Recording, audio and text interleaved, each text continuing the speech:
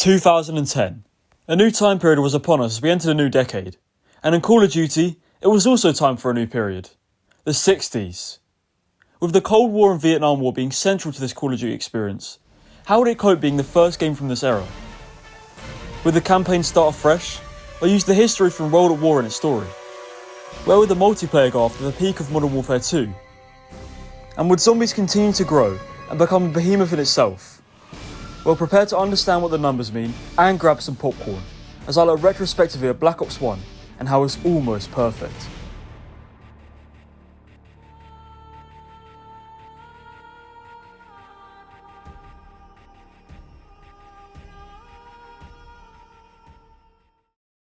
Set during the 60s, in the midst of the Cold War and Vietnam War, the Black Ops campaign was a new era for Treyarch to tackle. This campaign was the first to not really sway off into two defined directions that come together in a sense, but instead follows the complex mind of Alex Mason, a man who's been brainwashed. But who did it, and what was it for? Well, we begin at the Bay of Pigs invasion, and in particular, a CIA mission to take out Fidel Castro. We take him out of what seems like ease, but as we try and get away, Mason is captured, and it turns out there was a body double. To understand what happens next, we must go back in time to 1945, in a mission that takes place later on in the game.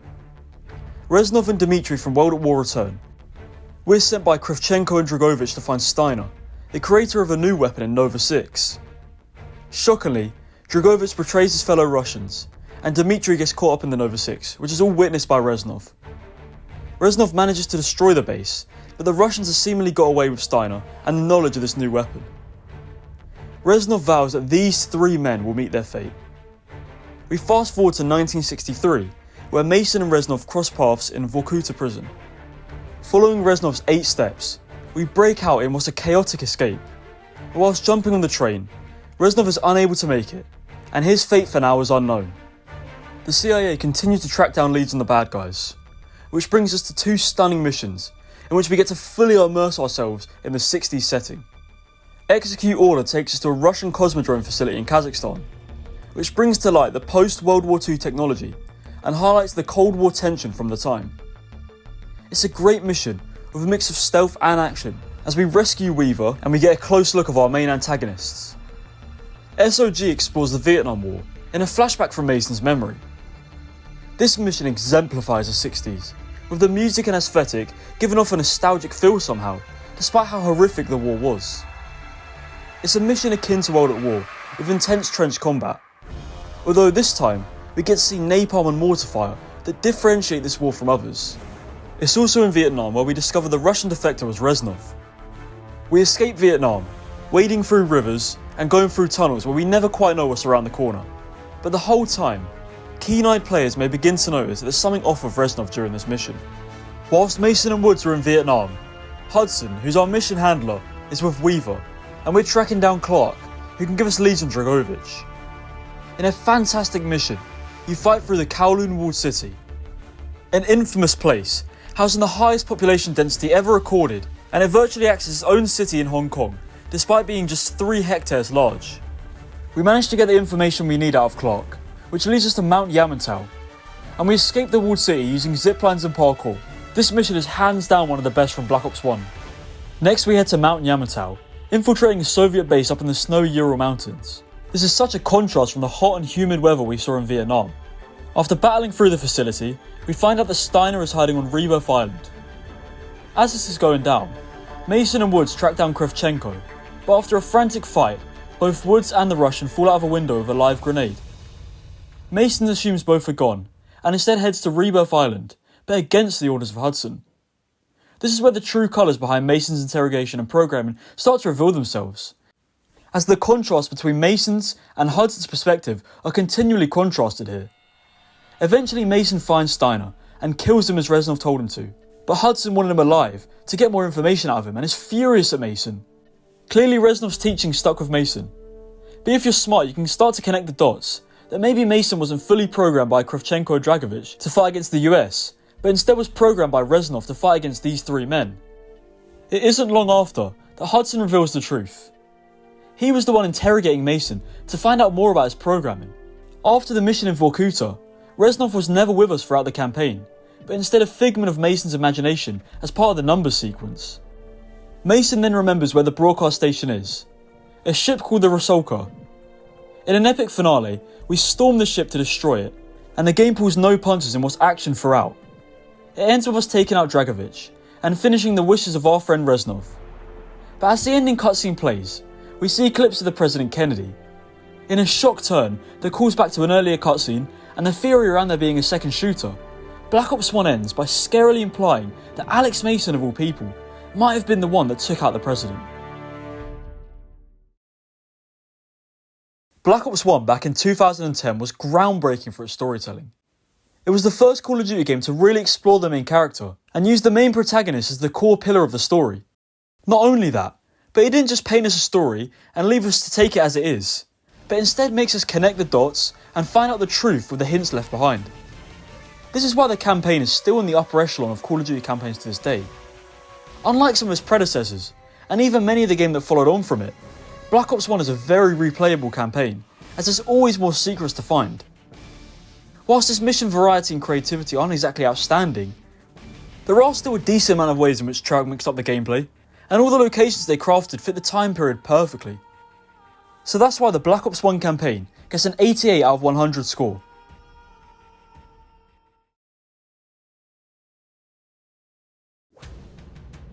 The golden age of Call of Duty multiplayer was underway, with 3 superb iterations so far. And if you've played Black Ops 1, then you probably understand how good it is, and what made it the 4th game of this golden era. But what makes it so good? And what makes it so different from the rest? Well, straight away, you'll notice a totally new way of unlocking stuff. COD points made their debut in Black Ops 1, and were at the centre of everything. They weren't paid like they are now, but instead they were earned and wagered. They control unlocks of weapons, attachments, perks, kill streaks, and even camos. It makes the game instantly recognisable, as no other game has a similar system. But what about those things you unlock? Well, let's start with the weapons. And much like the other games at the time, there's a wide selection. There's at least 4 or 5 in every class, with assault rifles and SMGs having 10 and 9 respectively. At the end there was a classified gun, if you had all of them, which built up a bit of intrigue to see what was hiding behind it. I mean, we have countless classics here. The FAMAS, the Galil, the Commando, the AK-74U, the Spaz-12, and even the debuting ballistic knife. Although, I will say that one criticism I do have is that the weapon balance here is not the best. The clear standouts here are the assault rifles, with most of the 10 choices being great options, and many of the other weapons not being quite up to scratch. Speaking of said weapons, and I have to talk about the sniping. Did you notice how I didn't name an iconic sniper? Well, as well liked as the L96 is in the sniping community, unfortunately it's in a game where sniping was heavily discouraged. At launch it was basically unusable, and even now, it's one of the more difficult games to snipe in due to the heavy sway. This is coming off the back of MW2 and the intervention, so Treyarch clearly wanted a bit more of a full auto meta, but snipers took a bit of a hit in return. Although saying that, it's not like the maps weren't designed for it, as the Black Ops 1 map selection allowed any playstyle to shine through if you were good enough. Firing range, summit and jungle appear in pretty much every Black Ops game, and as a trio they bring it all, from power position gameplay on a map like Firing Range, close quarters action on a map like Summit, or long range battles on jungle. But Black Ops had so many more maps that go underappreciated. Launch and Radiation are 2 maps that draw heavily from that Cold War theme, and bring that classic 3-lane map design to the forefront. Radiation introduced some elevated positions, major flank routes, and even an underground area that could be opened up using a control panel. Launch also had 3 lanes, and also some elevated positions, but it's the centre of the map that was clearly the part the Treyarch intended fights to take place. It's really old school map design that funnels players into the central fighting pit and makes gun skill the key factor. WMD is another favourite of mine. Despite being fairly large, WMD flows so well, with high ground on both sides which balances it out, and it provides some intense domination matches, with the B flag right in the open. And how can we forget? The most memorable, and perhaps the most important map of all time, Nuketown. I mean, what is there to say that hasn't already been said? Perfect symmetry between both sides, positions to fight over like the spot behind the truck, great flow for a small map. Treyarch really created the perfect small map. There had been Shipment and Dome before Nuketown, but none had the staying power that this map had. It's appeared in every single Black Ops game, and it will continue to do so for as long as the series continues. Some of us may forget how good this map is, but I'm telling you, if you go back to the original and play just one match, it will all click that this map isn't just fun because it's small, it's fun because it was well designed and has a variety mixed into that small space. My favourite aspect of the Black Ops maps though, is that they're all taken from a distinct location from the campaign, or the time period.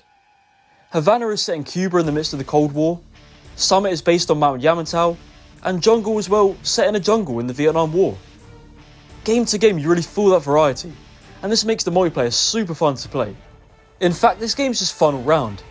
The game mode variety is maybe the best we've ever had, as we have the usual suspects like TDM, Domination, Search and Destroy, but Treyarch also gave us the introduction of party modes. Gun Game, One in the Chamber, Sticks and Stones and Sharpshooter. They're all set aside from the public match playlists, and instead are part of their own wager matches. Wager matches allowed for those COD points I mentioned earlier to be put on the line for a chance of winning more. If you were good enough, you could back yourself and double down, or enter the High Roller playlist. It became a brag not just to be a high level, but to also be the richest player on your friends list. The games were short, high-octane action on smaller versions of the maps. They could be enjoyed alone or with friends, making them the perfect escape from the traditional multiplayer, and it's a real shame that this buy-in system has never made a return in the series. The little things really capped off the Black Ops multiplayer though. Kill streaks were as powerful as ever, with a wide selection. Prestige mode was back with a bang. It had 15 levels this time, with some of the most legendary icons. Customization was only getting better, with more calling cards, an emblem editor, and even more camos, including the gold camo, which was unlocked after Prestige 14, and is still the best version we've ever had.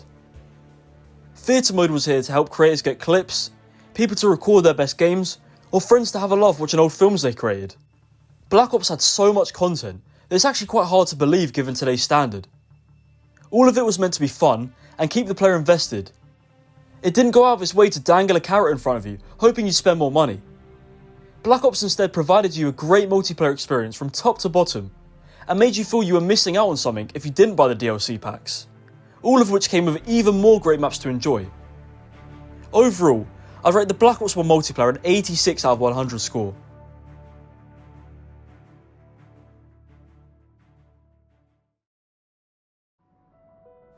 A couple of years prior, the world was introduced into Call of Duty's first venture into a zombies horde mode. It was very successful, and grew into something that I'm sure the developers and players couldn't imagine. But following it up would be hard. I mean, Der Riese felt like such a pinnacle when it released. But the genius of Treyarch during this time were only getting started. The game released with 2 zombies maps. Kino der Toten, set in a German theatre, and 5, set in the Pentagon. Kino doesn't need an introduction. It's probably the most memorable map in zombies, and it's where a lot of people were introduced to the mode. It keeps many of the same themes as World at War, both in tone and gameplay. It features that creepy horror style, and gameplay wise it feels very similar to Der Riese, with a pack-a-punch system unlocked with a simple step, and it's not too far in size compared to the World at War counterpart. The new Thunder Gun replaces the Wunderwaffe. This time the Wonder Weapon wasn't glitched, and pardon the pun, but it packed a huge punch that could wipe away an entire horde with a click of a button. Where it differed from World at War, however, was in how it forced players to adapt and learn a new strategy. As there wasn't many good camping spots, players were forced to change their playstyle, and with the help of YouTube, word would spread of a new strategy. Training involved gathering up the zombies in a massive horde, allowing you to control their direction and keep the spawns under control. It required enough space, and luckily the stage was the perfect spot for this. The Kino stage became legendary, as once again players were able to feel that same satisfaction as they had previously with zombies, where they would try and battle with their friends for the highest round, and after every match, they had that feeling of wanting to go again. Kino also began to drop further hints at a story. The crew were back and better than ever, with even more great lines and dialogue between each other, and throughout the map there were more seeds planted for a growing storyline. The second launch map, 5, was similar in the fact that it didn't reinvent the wheel. However, it differed greatly in theme and gameplay. 5 was by far the hardest zombies map up until this point, which gave it a mixed reception upon release, although this has begun to shift over the years. With no great training spots or camping spots, oddball strategies utilising traps would become essential in high rounds. The Winter's Howl was an awful wonder weapon, and the box weapons in BO1 would only get you so far. The setting of the Pentagon was groundbreaking though, tying in ideas from the campaign and allowing you to play as a whole new cast, including Kennedy and Castro. The Pentagon Thief was a new boss zombie who could steal your weapon. Many hate this, but I personally love the annoying nature of it because it had a great trade-off in the bonfire cell reward. The DLC season would get underway in Black Ops 1 with Ascension, a map set in a Russian space station and one that took training to a whole new level with countless incredible training spots. The new perk Stamina Up would only help with this, allowing the player to run for longer, whilst PhD Flopper became a fan favourite and made the Mustang and Sally a viable option. An Easter egg would also make its first appearance in Ascension.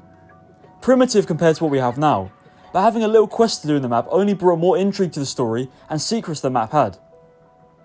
DLC 2 saw Call of the Dead introduced, and with it, another celebrity crew, including Michael Rooker and Sarah Michelle Gellar. And how can we forget the legend George Romero, who was the boss zombie of the map and would follow the player around all game, making camping a non-factor. It was the largest zombies map up to this point, and it expanded what a zombies map could be. It was huge with areas like the beach, lighthouse and boat, but they were all connected so well with travel options like a zipline. The wonder weapons were the VR11 and Scavenger, but unfortunately they both sucked, making this map impossible to get round 100 on, as the game receives an error before you can even make it. Every map in Zombies so far had been liked by the majority of the community, but DLC 3 and Shangri-La would change everything. This map completely split the community when it came out, as it was overwhelming to some.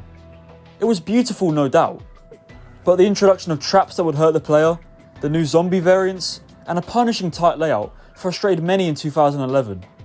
Although the incredible wonder weapon, the 3179 JGB 215 or the baby gun, would help balance the playing field. However, over time people have come to respect the beauty of Shangri-La, and it's aged like a fine wine. It's Easter egged up the complexity, and it's one of the better co-op maps we've had in Zombies. DLC 4 ended Black Ops 1 Zombies with a bang. Moon took Zombies, well, to the moon, and it innovated like no other map before it. The game would start in Area 51, allowing points to be racked up before teleporting to the actual map. Once on the moon, you quickly discover you require a spacesuit. But that's not the only gadget that helps you, as the hacker is another vital tool and can do many game-changing things, such as re-rolling the mystery box or for doing parts of the Easter egg. The wave gun was the new wonder weapon and was very fun to use despite it not creating drops. However, the thing that set Moon apart was its Easter egg. It was very RNG based looking back, with a few other steps like Simon Says mixed in. Its ending, however, shocked players. We gained control of the MPD device from Samantha and switched places in the final act, and it ends with us blowing up the Earth.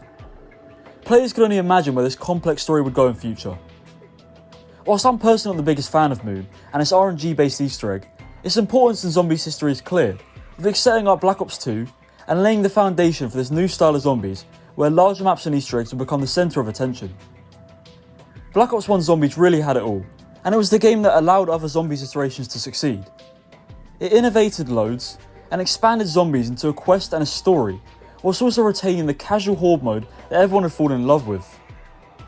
The introduction of all the World at War maps made this the ultimate Zombies experience at the time, and overall, I'd rate Black Ops 1 Zombies a 79 out of 100 score.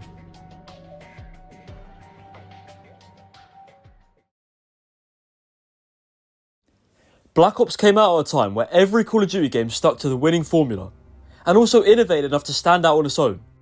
That's why it was a part of the golden era, and is still memorable to this day. Its campaign has the most layered story, with some of the most in-depth and meticulous details from any COD campaign. Its multiplayer is filled to the brim with content, with an awesome selection of weapons and maps, and fun arcadey action that stuck to the themes of the time period.